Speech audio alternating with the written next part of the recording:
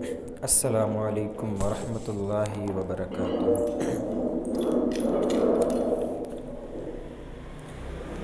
ان الحمد للہ نحمده ونستعینه ونستغفره ونعوذ باللہ من شرور انفسنا ومن سیئات اعمالنا من يهده الله فلا مضل له ومن يضلل فلا هادي له أشهد أن لا إله إلا الله وحده لا شريك له وأشهد أن محمدا عبده ورسوله أما بعد فإن خير الحديث كتاب الله وخير الهدي هدي محمد صلى الله عليه وسلم وشر الأمور محدثاتها وكل محدثة بدعة وكل بدعة ضلالة وكل ضلالة في النار۔ أعوذ بالله السميع العليم من الشيطان الرجيم۔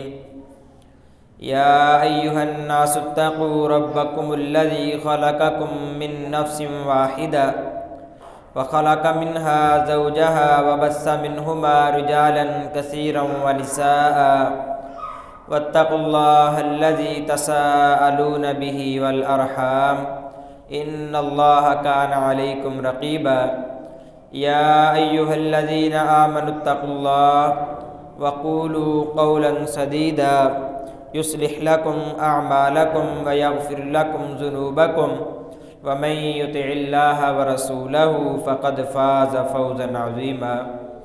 بسم الله الرحمن الرحيم۔ ما يريد الله ليجعل عليكم من حرج ولكن يريد ليتم نعمته عليكم لعلكم تشكرون۔ ہر قسم کی حمد و ثنا، تمہیدات، ہر قسم کی یکتائی، بڑھائی، شہنشائی، وحدائی، کبریائی اللہ وحدہ لا شریک کے لیے ان گنت لا تعداد بے حد و شمار درود و سلام امام الانبیاء امام النبیین جناب محمد الرسول اللہ صلی اللہ علیہ وسلم کی ذات گرامی پر۔ محترم سامعین، دین اسلام ایک مکمل ضابطہ حیات ہے۔ ہمارا جو دین ہے، ہمارا جو مذہب ہے، اس نے ہم کو کسی بھی موڑ پہ اکیلا نہیں چھوڑا۔ ہر موڑ پہ، ہر لمحے پہ ہماری رہنمائی کی ہے۔ آپ سیاسی زندگی کو دیکھ لیں، معاشرتی زندگی کو دیکھ لیں، آپ دنیا کے جتنے بھی معاملات ہیں، دکھ ہے، غم ہے، کوئی شادی بیاہ ہے، یا اس طرح کے جتنے بھی مسائل ہیں، حتیٰ کہ واش روم میں جانا ہے، وہاں کیسے بیٹھنا ہے، کیسے استنجا کرنا ہے، کیسے باہر آنا ہے، یہاں تک اسلام نے ہماری رہنمائی فرمائی ہے۔ چھوٹے چھوٹے مسائل میں پوری طرح اسلام نے رہنمائی فرما دی ہے تاکہ ان کو کہیں اور نہ جانا پڑے، اور کہیں طرح کا مطلب ہر طرح کی رہنمائی اسلام نے ہماری فرما دی ہے۔ دین اسلام سب سے جو بنیادی اس میں چیز ہے دین اسلام میں، وہ طہارت ہے۔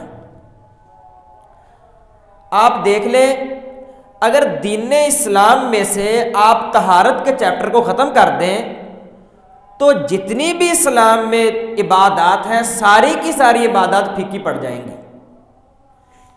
آپ محدثین کی کتابوں کو دیکھ لیں، یہ جتنے بھی بڑے بڑے مصنفین ہیں، یہ امام بخاری ہے، آپ کتاب مسلم، امام مسلم کی جو کتاب ہے وہ دیکھ لیں، اس کے بعد امام ابو داؤد ہے، ترمذی، نسائی، ابن ماجہ، جتنی بھی کتابیں ہیں، سب سے پہلے جو انہوں نے ہمیں سبق پڑھایا ہے، اور سب سے پہلے جو چیپٹر انہوں نے قائم کیا ہے، سب سے پہلا باب ان کا طہارت کے موضوع پر ہی ہے۔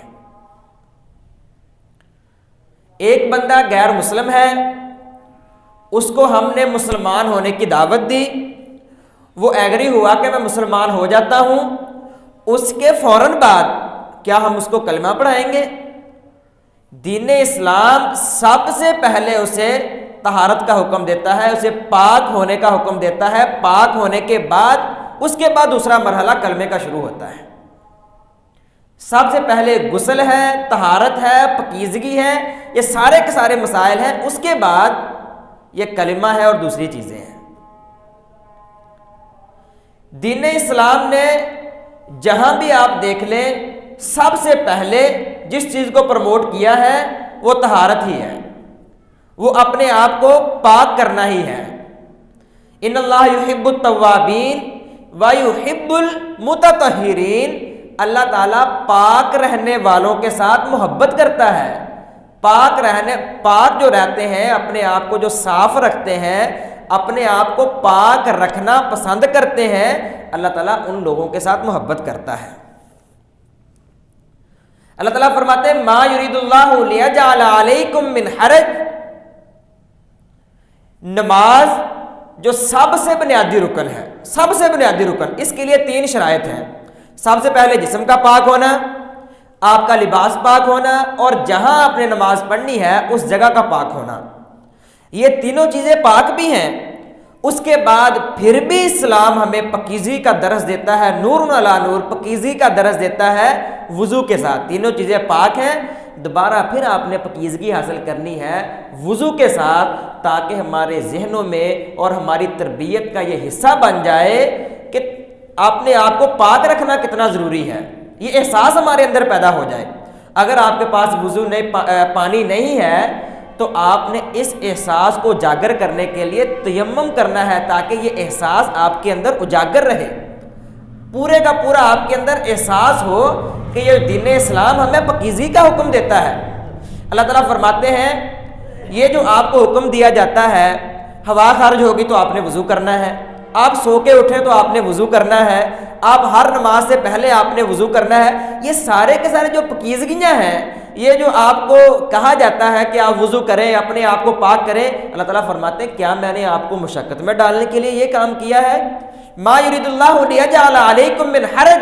اللہ تعالیٰ فرماتے ہیں میرا یہ ارادہ نہیں ہے کہ آپ کو مشقت میں ڈالوں، نہیں، بلکہ میرا ارادہ یہ ہے کہ میں اپنے محبوب بندوں میں آپ کو شامل کر لوں. کیونکہ اللہ کی ذات بہت پاکیزہ ہے، ہر عیب سے ہر طرح پاکیزہ ہے. تو اللہ تعالیٰ پاک بندے کے ساتھ ہی محبت کرتا ہے. طہارت کو حاصل کرنے والے بندے کے ساتھ ہی اللہ تعالیٰ ہمیشہ محبت کرتا ہے. فیہ رجال یحبون ان یتطہروا. پیارے پیغمبر پر وحی نازل ہوئی، اے اللہ کے رسول، یہ جو ایک بستی ہے نا، بستی قباء، یہاں رہنے والے جو لوگ ہیں میں ان سے بڑی محبت کرتا ہوں.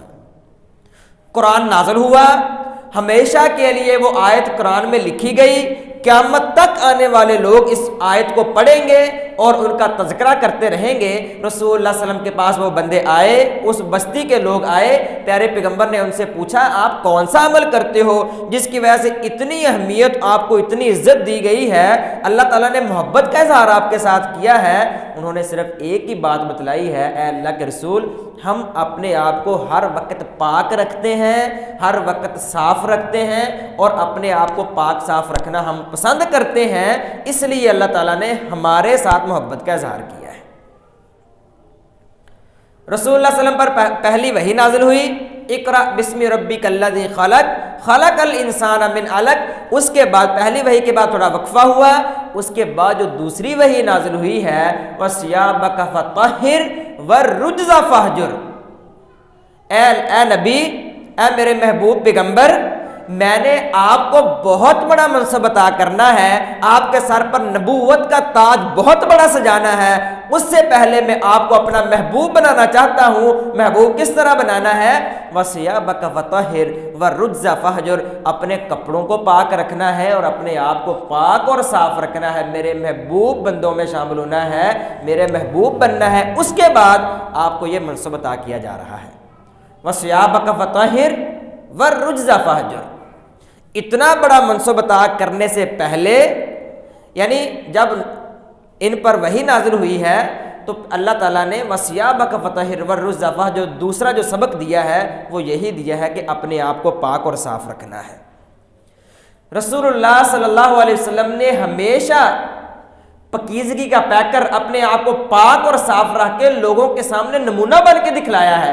ان کا عالم یہ تھا جب بھی سفر میں جاتے، اقبال کلانی صاحب اپنی کتاب میں لکھتے ہیں، جب بھی سفر میں جاتے اپنے ساتھ کنگھی، آئینہ، سرما، تیل وغیرہ اس طرح کی جتنی بھی چیزیں ہیں اپنے پاس رکھتے تھے، اور ہر وقت اپنے آپ کو نفیس، پاک، صاف اور ستھرا رکھتے تھے، اور اپنے صحابہ کو بھی یہی ترغیب دی ہے۔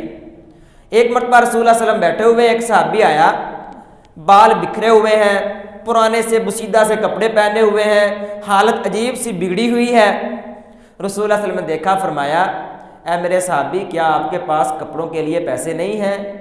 کیا آپ کے پاس کوئی روپے پیسہ نہیں ہے کپڑے خریدنے کے لیے یا بالوں کو سنوارنے کے لیے؟ جی اللہ کے رسول، میرے پاس بہت مال ہے، بہت روپے پیسہ، جس طرح کہ آج ہمارے حال ہاں بھی کچھ اس طرح کے لوگ پائے جاتے ہیں، پیسہ بہت ہوگا، ہر چیز بہت زیادہ ہوگی، لیکن اپنی ذات پہ خرچ نہیں کریں گے، اس طرح کی حالت بنائے ہوئے ہوں گے کہ بندے کا 10 روپے دینے کو دل کرتا ہے، یار یہ پتہ نہیں کتنا غریب آدمی ہے۔ اس طرح کے بارے میں پوچھا جائے تو کہتے ہیں یہ سادگی ہے۔ یہ سادگی نہیں، یہ بخیل ہونے کی سب سے پہلی اور سب سے بڑی علامت ہے۔ رسول اللہ صلی اللہ علیہ وسلم نے فرمایا تیرے پاس کیا مال نہیں ہے؟ جی اللہ کے رسول، میرے پاس مال ہے، سب کچھ ہے۔ جا اٹھ جا گھر جا کے اچھے کپڑے پہن کے آ اور اپنے بال سیدھے کر کے آ۔ جب وہ اچھا نفیس ہو کے آیا، پاک صاف ہو کے آیا، اپنے اچھا لباس پہن کے آیا، تو رسول اللہ صلی اللہ علیہ وسلم نے فرمایا جو تیری پہلی حالت تھی نا، وہ ایک شیطانی فعل ہے۔ جو اپنی ذات پہ خرچ نہیں کرتا، اپنے آپ کی حفاظت نہیں کرتا، طہارت کو اپنے آپ پہ لاگو نہیں کرتا، طہارت استعمال نہیں کرتا، اس کے لیے فرمایا یہ شیطانی فعل ہے۔ اور جو طہارت کو ہمیشہ اپنے طہارت کو اپناتا ہے اور ہر وقت اپنے آپ کو پاک صاف رکھتا ہے، اس کے لیے فرمایا ان اللہ یحب التوابین و یحب المتطہرین۔ ان جیسے لوگوں سے جو اپنے آپ کو ہر وقت پاک صاف رکھتے ہیں، اللہ تعالیٰ ان لوگوں سے محبت کرتا ہے۔ یہ صرف اور صرف دین اسلام ایک ایسا مذہب ہے جس نے ہمیشہ طہارت کو اپنانے کا حکم دیا۔ اس کے علاوہ آپ جتنے مذاہب دیکھ لیں، جتنے بھی مذاہب، بڑی تعجب کی بات میں پڑھ کے حیران ہوا، جتنے بھی آپ مذاہب دیکھ لیں، ایک آیت، ایک بھی آپ کو عبارت اور چند صفحے بھی آپ کو نہیں ملیں گے جہاں انہوں نے طہارت کو پروموٹ کیا ہو یا طہارت کے بارے میں کہا ہو کہ یہ جو مذہب ہے، اس طرح کے جو لوگ ہیں یہ طہارت کو اس طرح اپنائیں گے۔ ایک آیت اور ایک عبارت بھی ان کی کتابوں میں موجود نہیں ہے۔ آپ دیکھ لیں، یہ ڈاکٹر ظفر اللہ خان، انہوں نے ایک کتاب لکھی ہے، ترجمہ کیا کتاب کا، مارکا مذہب و سائنس۔ اس کتاب میں وہ لکھتے ہیں کہ جرمنی کا ایک بادشاہ تھا، تو اس پر لوگوں نے کفر کا فتویٰ لگا دیا۔ صرف اور صرف کفر کا فتویٰ اس لیے لگایا تھا کہ وہ روز نہاتا تھا اور اپنے آپ کو پاک صاف رکھتا تھا۔ ان کا ذہن یہ تھا کہ روز نہانا، اپنے آپ کو پاک صاف رکھنا، یہ تو مسلمانوں کا شیوا ہے۔ اس پر کفر کا فتویٰ لگا دیا کہ ہمارے مذہب میں یہ بات نہیں ہے کہ ہر وقت بندہ اپنے آپ کو پاک صاف رکھے، یہ تو دوسرے لوگوں کا شیوا ہے۔ اس لیے کہا کہ یہ بندہ ویسے ہی ہمارے مذہب جو عیسائی مذہب ہے اس سے نکل گیا ہے، یہ بندہ کافر ہو گیا ہے۔ آپ ہندوؤں کو دیکھ لیں، ہندوؤں کے ہاں گوبر کھانا، گائے کا گوبر اور پیشاب پینا یہ حلال ہے۔ میرا ایک جاننے والا ہے، اس کا دوست، وہ کہتا ہے کہ جو دوست ہے اس کی مٹھائی کی دکان ہے، جب بھی وہ صبح کو دکان کھولتا ہے تو جو مٹھائی پڑی ہوتی ہے اس پر تبرک کے طور پر جو گائے کا پیشاب ہوتا ہے اس کے چھینٹے مار دیتا ہے۔ اور چند سال پہلے یہ بھارت کا ایک وزیر اعظم، اس نے بیان دیا تھا، اور بڑے شوق کے ساتھ اور بڑے ایک بیان دیا تھا کہ جب میں صبح کو اٹھتا ہوں تو میں سب سے پہلے جو کام کرتا ہوں میں گائے کا پیشاب پیتا ہوں بطور تبرک۔ اللہ تعالیٰ نے اسی لیے تو قرآن مجید میں فرمایا ما یرید اللہ لیجعل علیکم من حرج ولکن یرید لیتم نعمتہ علیکم لعلکم تشکرون۔ میں نے تم کو حرج میں نہیں ڈالا، میں نے آپ کو پاکیزگی کا درس دے کر کے میں نے اپنی نعمتوں کو مکمل کیا ہے تاکہ تم میرا شکریہ ادا کرو۔ یہ اللہ کا کتنا بڑا شکر ہے کہ ہم مسلمان ہیں اور اس طرح کی جتنی بھی غلاستیں ہیں، جن لوگوں کو آپ سمجھتے ہیں کہ پتہ نہیں کتنی کی ترقی کر گئے ہیں، اوپر سے بڑے ہی نفیس لگتے ہیں، لیکن اندر سے غلاستوں کے ڈھیر ہیں، ان کی غلاستوں کو آپ پڑھیں، ان کی کتابوں کو آپ پڑھیں، طہارت کے مسائل پہ جو ان کی کتابیں ہیں اور یہ کس طرح کے ان کے مسائل ہیں آپ پڑھیں۔ جو قلم ہے وہ لکھنے سے قاصر ہے، اور جو زبان ہے وہ بولنے سے قاصر ہے۔ میں ایک مثال آپ کو دے دیتا ہوں، 98% ایڈز کی بیماری ان کے یورپ کے علاقے میں ہے۔ یورپ کے جتنے بھی ممالک ہیں نا، 98% ایڈز کی بیماری ان ممالک میں پائی جاتی ہے۔ اور ایڈز کی بیماری کا صرف نام ہی آپ کو اس سے ہی اندازہ ہو سکتا ہے کہ کتنی یہ معاشرے غلاستوں کے ڈھیر ہیں، کتنی گندگیاں ان معاشروں میں پائی جاتی ہیں۔ اللہ کا بہت بڑا شکر ہے کہ اللہ تعالیٰ نے مسلمانوں کے معاشرے میں ہمیں پیدا کر کے رسول اللہ صلی اللہ علیہ وسلم ہمارے نبی بنا کر کے سارے کے سارے اس طرح کے جو غلاستیں تھیں، گندگیاں تھیں، ان سے ہمیں دور فرمایا ہے۔ حضرت سلمان فارسی رضی اللہ تعالیٰ عنہ ایک مرتبہ یہودیوں کے پاس سے گزرے تو یہودیوں نے پوچھا تمہارا نبی کیسا ہے؟ وہ تو چھوٹی چھوٹی باتیں آپ کو بتلاتا ہے، یہ کیسی بات بتلاتا ہے کہ ہم نے سنا ہے کہ واش روم میں جانے کے آداب سکھاتا ہے، طہارت کس طرح آپ نے کرنی ہے، باہر کس طرح آنا ہے، اس طرح کے چھوٹے چھوٹے مسائل۔ سلمان فارسی نے بڑے ہی شوق کے ساتھ اور بڑی خوشی کا اظہار کرتے ہوئے یہ بتلایا کہ ہاں جو ہمارا نبی ہے وہ ہمیں باپ کی طرح ہماری تربیت کرتا ہے اور چھوٹے چھوٹے مسائل پر ہماری رہنمائی کرتا ہے۔ اسلام میں طہارت حاصل کرنے کے لیے سب سے پہلے جو بندے کو چیز آنی چاہیے وہ وضو کا طریقہ ہے۔ اگر بندے کو وضو کرنا نہیں آتا، بندہ جتنا مرضی نہاتا رہے، جتنی مرضی پکیزگیاں حاصل کرتا رہے، جون سے مرضی صابن استعمال کرتا رہے، بندہ پاک اور صاف نہیں ہو سکتا سنت کے مطابق۔ حضرت عثمان بن عفان رضی اللہ تعالیٰ عنہ ایک دن لوگوں کے پاس آئے، کہنے لگے لوگوں میں آپ کو پیارے پیغمبر جس طرح وضو کیا کرتے تھے کیا میں اس طرح آپ کو وضو کر کے نہ دکھلاؤں؟ جس طرح رسول اللہ صلی اللہ علیہ وسلم وضو کیا کرتے تھے کیا میں سیم اسی طرح وضو کر کے آپ کو نہ دکھلاؤں؟ لوگوں نے کہا جی ہاں کیوں نہیں۔ انہوں نے پانی منگوایا، پانی منگوا کر کے سب سے پہلے غسل کفیہ ثلاث مرات، 3 مرتبہ اپنے ہاتھوں کو دھویا۔ ہاتھوں کو کہاں تک دھویا؟ یہاں گھٹ تک، 3 مرتبہ اچھی طرح خلال کر کے اپنے ہاتھوں کو 3 مرتبہ دھویا۔ ثم مضمضہ، پھر کلی کی، اچھی طرح کلی کی 3 مرتبہ، کلی کی ثلاث مرات 3 مرتبہ کلی کی، واستنشقا 3 مرتبہ ناک میں پانی چڑھایا۔ یہاں واستنشقا کہتے ہیں ناک میں پانی چڑھانا، اس کے بعد ناک کو اچھی طرح جھاڑنا، یعنی ناک کو صاف کرنا۔ واستنشقا کا مطلب یہ نہیں ہوتا کہ آپ چولہے میں پانی لیں اس کے بعد آپ ناک کو پانی لگا دیں اور سائڈ پہ کر دیں، اس کا مطلب یہ نہیں ہوتا۔ مطلب یہ ہے کہ ناک آپ کا اچھی طرح صاف ہو جائے تاکہ نماز میں آپ کو یہ ناک ڈسٹرب نہ کرے، آپ کی یہاں کبھی انگلی نہ ہو کبھی یہاں انگلی ہو، یہ کام نہیں، اچھی طرح ناک کو صاف کرنا ہے۔ اس کے بعد واستنشقا، اچھی طرح ناک میں پانی ڈالنا ہے اور اس کو صاف کرنا ہے۔ ثم غسل وجہہ ثلاث مرات، پھر اس کے بعد 3 مرتبہ اپنا چہرہ دھویا۔ چہرہ یہاں سے جب بال ختم ہوتے ہیں اور یہ جو ٹھوڈی ہے یہاں تک، اور یہ کان کا ایک جو سائڈ ہے اس سے یہاں تک، یہ چہرے کا حصہ ہے۔ پورا چہرہ 3 مرتبہ دھویا۔ اگر کسی کی داڑھی ہے تو داڑھی پر 3 مرتبہ خلال کرنا ہے، یعنی خلال کرنا ہے، یعنی داڑھی کو پانی لگا کے اس کے بعد 3 انگلیوں سے ایسے خلال کرنا ہے۔ یہ رسول اللہ صلی اللہ علیہ وسلم نے فرمایا۔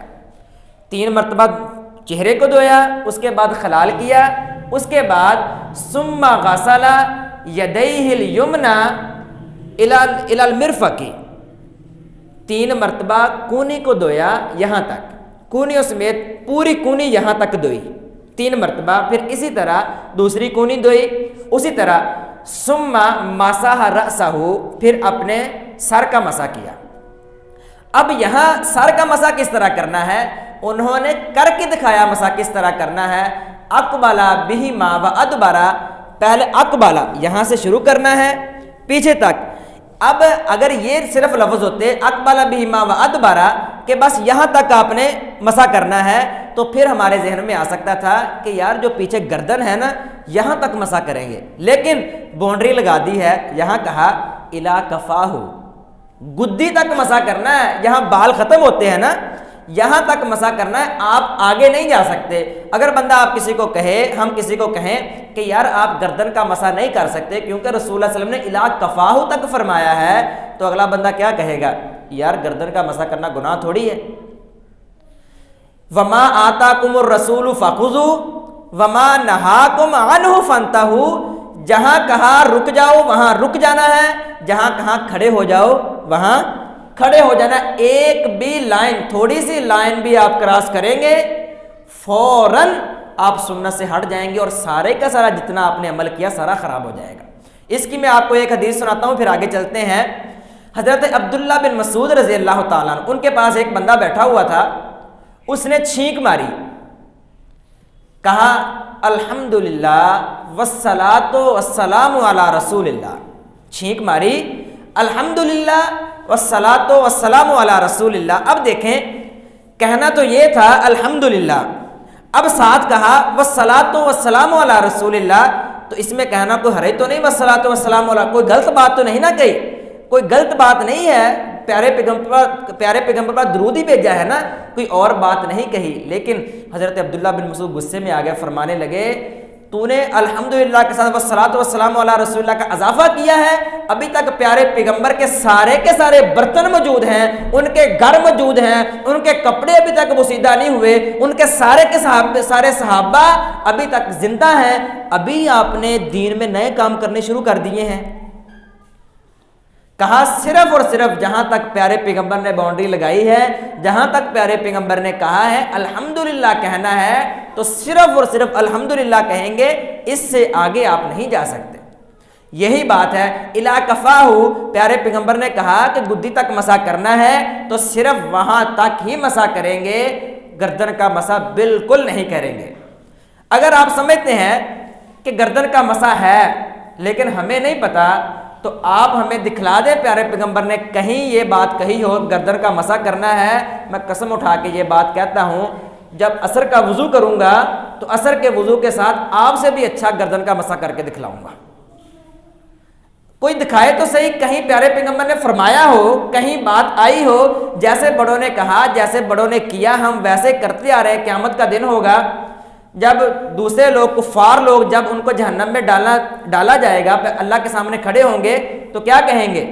اے اللہ ایک مرتبہ صرف ہمیں دنیا میں بھیج دے، اس کے بعد ہم کوئی گناہ نہیں کریں گے، تیرے مومن بندوں میں سے ہو جائیں گے، پہلے ہمیں جو ہمارے بڑے تھے انہوں نے گمراہ کر دیا، ہم صرف ان کے پیچھے چلتے رہے۔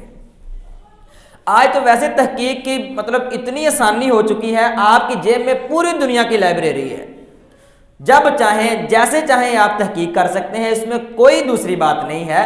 تو اس لیے فرمایا رسول اللہ صلی اللہ علیہ وسلم نے فرمایا الا کفاہ، گدی تک مسح کریں گے، جو گردن کا مسح ہے یہ نہیں کریں گے۔ اس کے بعد کانوں میں انگلی ڈال کے پیچھے سے ایسے ہاتھ کر کے یہ کانوں کا اچھی طرح مسح کریں گے، کانوں کا اچھی طرح مسح کر کے پھر پاؤں کو اچھی طرح دھوئیں گے۔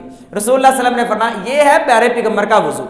اب اس میں کوئی بھی چیز اضافی ایڈ کرنا، جس طرح کے بعض لوگ کہتے ہیں وضو کے درمیان کوئی دعا پڑھتے ہیں، یہ بھی بالکل ثابت نہیں ہے۔ یا ایک مرتبہ بندہ اگر پانی کم ہے یا آپ کے پاس کوئی اور مسئلہ ہے، آپ ایک مرتبہ سارے اعضاء دھو سکتے ہیں، 2 مرتبہ دھو سکتے ہیں، 3 مرتبہ افضل ہے، 3 مرتبہ آپ دھو لیں تو بہترین ہے، اس سے زیادہ آپ نہیں دھو سکتے۔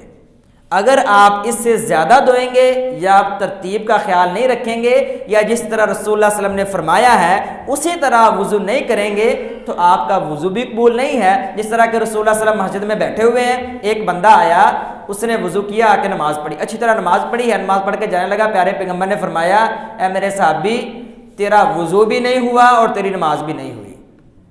اسے کہا دوبارہ وضو کر، وضو کر کے آ اور دوبارہ نماز پڑھ، کیونکہ اس کا وضو اچھا نہیں تھا۔ اسی وضو کے ساتھ آپ کا وضو اچھا نہیں ہے، آپ ساری زندگی نمازیں پڑھتے رہیں، 40-50 سال آپ نے نمازیں پڑھی ہیں، آپ کی نماز کا ایک بھی نماز اللہ کے ہاں قبول نہیں ہے اگر آپ کا وضو اچھا نہیں ہے۔ وضو بہتر کرنا سب سے پہلی بات ہے۔ وضو شروع کرتے وقت سب سے پہلے آپ نیت کریں گے، نیت یہ انما الاعمال بالنیات، سارے کے سارے جتنے بھی اعمال ہیں ان کا دار و مدار نیتوں پر ہے۔ سب سے پہلے آپ نیت کریں گے، نیت کی بات جب انشاءاللہ ہم نماز کی بات کریں گے، نماز سے پہلے ہم نیت پر تفصیلی بات کریں گے۔ یہاں صرف میں یہ کہنا چاہتا ہوں، نیت جو ہوتی ہے وہ صرف اور صرف دل کے ارادے کا نام ہے۔ دل کے ارادہ ہوگا تو نیت ہوگی، جب آپ زبان سے بول دیں گے وہ زبان کا اقرار ہو جائے گا، نیت ختم ہو جائے گی، وہ نیت نہیں ہوگی۔ اس کے بعد لا وضوء لمن لم یذکر اسم اللہ علیہ، جب وضو شروع کرتے رسول اللہ صلی اللہ علیہ وسلم بسم اللہ پڑھا کرتے تھے، بسم اللہ پڑھ کے وضو شروع کرنا ہے، اور جس طرح یہ طریقہ بیان ہوا ہے سارے کا سارا وضو اسی طرح کرنا ہے۔ اس کے بعد رسول اللہ صلی اللہ علیہ وسلم نے فرمایا جو بندہ وضو کرتا ہے، وضو کرنے کے بعد اشہد ان لا الہ الا اللہ وحدہ لا شریک لہ واشہد ان محمدا عبدہ ورسولہ، یہ جو بندہ دعا پڑھتا ہے اللہ تعالیٰ اتنے خوش ہوتے ہیں کہ سارے کے سارے 8 دروازے اس بندے کے لیے جنت کے کھول دیے جاتے ہیں۔ اب جس بندے نے وضو کیا، وضو کرنے کے بعد بعض کو دیکھا جاتا ہے انگلی اوپر کر لیتے ہیں اور دعا پڑھنا شروع کر دیتے ہیں، یہ بھی پتہ نہیں کہاں سے آیا، یہ بھی بالکل پیارے پیغمبر سے ثابت نہیں ہے، یہ بھی کرنا بالکل ٹھیک نہیں ہے۔ آپ انگلی بھی نہیں اٹھائیں گے، ایسے ہی جس طرح آپ نے وضو کیا ہے ایسے ہی آپ اشہد ان لا الہ الا اللہ جو یہ پوری دعا ہے آپ اس دعا کو پڑھ لیں گے۔ رسول اللہ صلی اللہ علیہ وسلم نے فرمایا جو بندہ اچھی طرح وضو کرتا ہے، اچھی طرح وضو کیا، جیسے اس نے ہاتھ دھوئے اللہ تعالیٰ ہاتھوں کے گناہ معاف کر دیتا ہے۔ چہرہ دھویا، چہرے کے گناہ معاف ہو گئے، پاؤں دھویا، پاؤں کے گناہ معاف ہو گئے۔ شرط اس میں یہ ہے کہ سارے کا سارا وضو جو ہے وہ سنت کے مطابق، بالکل سنت کے مطابق ہونا چاہیے۔ رسول اللہ صلی اللہ علیہ وسلم نے فرمایا، صحابہ بیٹھے ہوئے ہیں، اے اللہ کے رسول قیامت والے دن اتنی امتیں ہوں گی، کہیں شعیب علیہ السلام کی امت ہے، کہیں موسیٰ علیہ السلام کی، کہیں عیسیٰ علیہ السلام کی، کہیں اتنی زیادہ امتیں ہوں گی، تو ہماری چھوٹی سی امت، آپ کی چھوٹی سی جو امت ہے یہ کس طرح پہچانی جائے گی؟ آپ ہم کو کس طرح پہچانیں گے؟ رسول اللہ صلی اللہ علیہ وسلم نے فرمایا قیامت کا دن ہوگا، سارے کے سارے لوگ جمع ہوں گے، ان سارے کے سارے لوگوں میں میں بڑی اچھی طرح آپ کو پہچان لوں گا۔ نشانی یہ ہوگی کہ جن لوگوں نے دنیا میں رہ کے اچھا وضو کیا ہوگا، اچھا بہترین سنت کے مطابق وضو کیا ہوگا، ان کے جو وضو والے اعضاء ہیں وہ بڑے چمک رہے ہوں گے، صرف اور صرف اس چمک کی وجہ سے میں قیامت والے دن آپ کو پہچان لوں گا۔ اس میں فرق صرف یہ ہے کہ سنت کے مطابق وضو کرنا اور سنت کے مطابق نہ کرنا۔ جو بندہ سنت کے مطابق وضو کرے گا اس کے لیے حضرت بلال رضی اللہ تعالیٰ عنہ پیارے پیغمبر معراج پہ گئے، معراج پہ جب گئے ہیں تو آہٹ کی آواز آ رہی ہے، کسی کے چلنے کی آواز آ رہی ہے، کسی کے چلنے پھرنے کی آواز آ رہی ہے جنت میں۔ حضرت جبرائیل علیہ السلام سے پوچھا یہ کون ہے جس کے چلنے کی آواز آ رئی ہے؟ تو حضرت جبرائیل علیہ السلام نے فرمایا کہ یہ آپ کا صحابی حضرت بلال ہیں۔ آئے، آ کر کے پوچھا ہے بلال حدثنی، مجھے بتلاؤ تم کون سا عمل کرتے ہو؟ سمعت دفن علیک بین یدی فی الجنہ، میں نے جنت میں آپ کے چاپ کی، آپ کے پاؤں کی آواز سنی ہے جنت میں چلتے ہوئے، آپ کا باغیچہ ادھر تیار ہے، آپ چلتے پھرتے ہوئے آپ کے پاؤں کی آواز آ رہی تھی، آپ اتنا بڑا کون سا عمل کرتے ہیں؟ حضرت بلال رضی اللہ تعالیٰ عنہ نے فرمایا اے اللہ کے رسول کو اتنا بڑا عمل تو نہیں کرتا، صرف اور صرف ایک عمل کرتا ہوں، سنت کے مطابق اچھی طرح وضو کرتا ہوں، اس کے بعد 2 نفل پڑھ لیتا ہوں، اللہ جتنی توفیق دیتا ہے، صرف اور صرف یہی عمل ہے، اس کی وجہ سے اللہ تعالیٰ نے مجھے اتنا بڑا رتبہ عطا کر دیا ہے۔ صرف اور صرف اس میں یہ ہے کہ سنت کے مطابق وضو کرنا ہے، نہ اس میں کوئی چیز اضافی ایڈ کرنی ہے اور نہ اس میں کوئی چیز کم کرنی ہے۔ وما آتاکم الرسول فخذوا وما نہاکم عنہ فانتہوا، جہاں اللہ تعالیٰ نے ہمیں روک دیا، پیارے پیغمبر نے روک دیا، وہاں رک جانا ہے، جہاں کہا یہ کام کرنا ہے آپ نے وہیں تک وہ کام کرنا ہے۔ اللہ سے دعا ہے کہ اللہ تعالیٰ ہمیں عمل کی توفیق دے۔ وآخر دعوانا الحمدللہ رب العالمین۔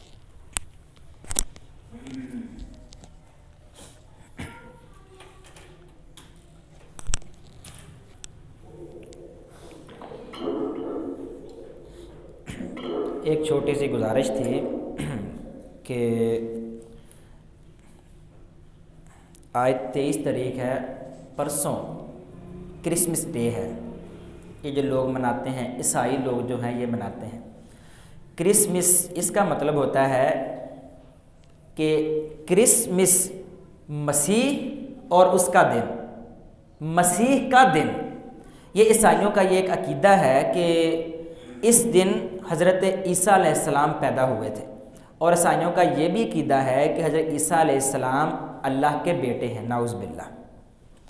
اگر آپ کسی بندے کو یہ کہتے ہیں میری کرسمس یا کرسمس ہیپی یا اس طرح کا کوئی بھی لفظ کہتے ہیں یا ان کی آپ خوشی میں شریک ہوتے ہیں، تو صاف اس کا مطلب یہ ہے کہ آپ ان کی خوشی میں شریک ہو کر کے یہ بتلانا چاہ رہے ہیں کہ اللہ تعالیٰ کی اولاد ہے، اور نعوذ باللہ اللہ تعالیٰ کا بیٹا ہے، وہ حضرت عیسیٰ علیہ السلام ہے۔